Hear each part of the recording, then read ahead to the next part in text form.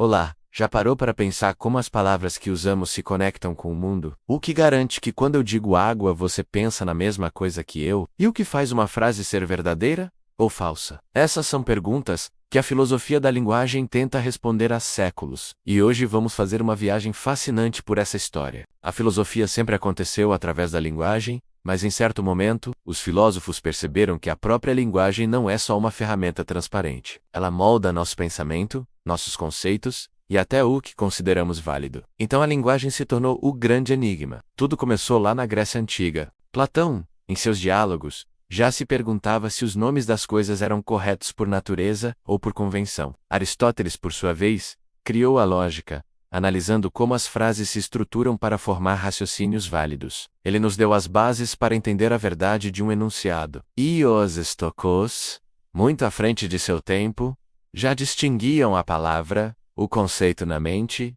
e a coisa no mundo real, uma semente do que chamamos hoje de semântica. Avançando para a Idade Média, os debates esquentaram. Os filósofos escolásticos discutiam sobre os universais. Será que conceitos como humanidade ou justiça existem de verdade fora da nossa mente, ou são apenas nomes que criamos? Essa briga entre realistas e nominalistas preparou o terreno para a filosofia moderna, com pensadores como Descartes e Locke, que viam a linguagem como uma forma de representar as ideias que temos na cabeça. O grande salto aconteceu no início do século XX com a chamada virada linguística. Filósofos como Frege e Russell queriam limpar a linguagem de suas ambiguidades, usando a lógica para encontrar a estrutura profunda e pura do pensamento. A ideia era criar uma linguagem perfeita, livre dos pseudoproblemas que a linguagem comum parecia causar.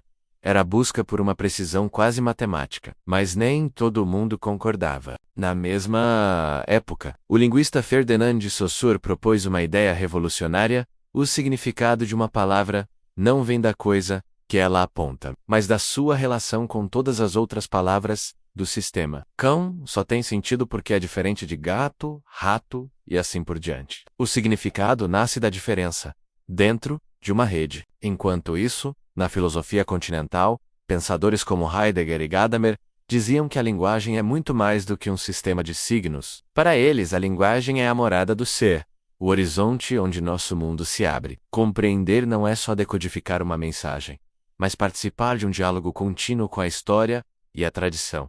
A linguagem não apenas descreve o mundo, ela o constitui. Essa visão contrasta bastante com a filosofia analítica, mas um novo movimento surgiu para unir esses mundos.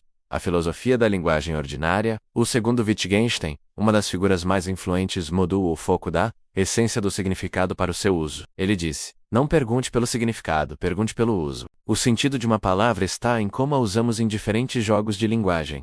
Dizer algo é fazer algo. Essa ideia deu origem à teoria dos atos de fala, do John Austin. Quando dizemos eu prometo, não estamos descrevendo uma promessa, estamos fazendo a promessa.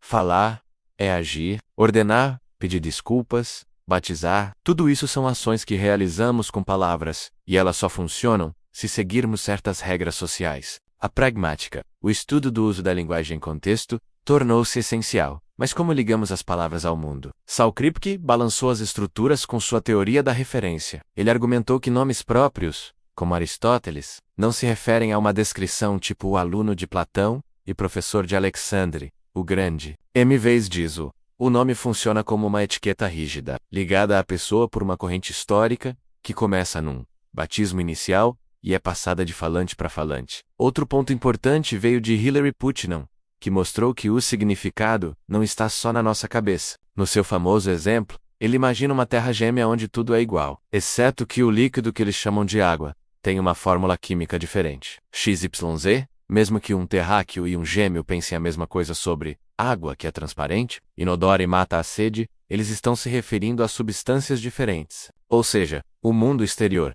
e a comunidade científica ajudam a fixar o significado. O significado é social e externo, e a comunicação do dia a dia. Quase nunca dizemos exatamente o que queremos dizer. É aqui que entra Paul Grice, com seu princípio da cooperação. Partimos do pressuposto de que as pessoas estão tentando ser cooperativas na conversa. Isso nos permite inferir significados que não foram ditos literalmente.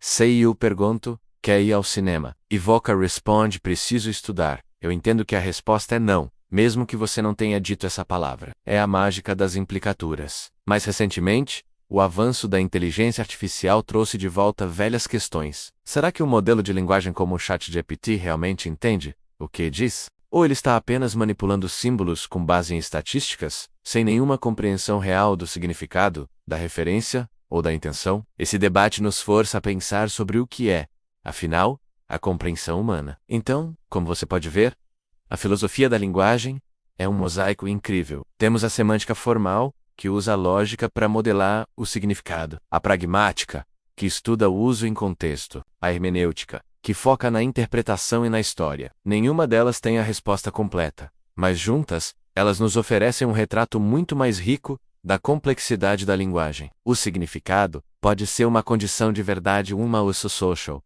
um jogo de inferências ou um horizonte histórico. E essa reflexão não é só um exercício acadêmico. Ela afeta o direito, a ciência, a política, a tecnologia, basicamente, toda a nossa vida em sociedade. Porque investigar como criamos e compartilhamos sentidos é, no fundo, investigar as condições que tornam possível nossa convivência racional. A linguagem é o que nos faz humanos e é o que constrói nosso mundo compartilhado. Obrigado por me acompanhar nessa jornada. Sei você gostou? Não se esqueça de curtir o vídeo, se inscrever no canal e ativar as notificações para não perder os próximos 8 meses.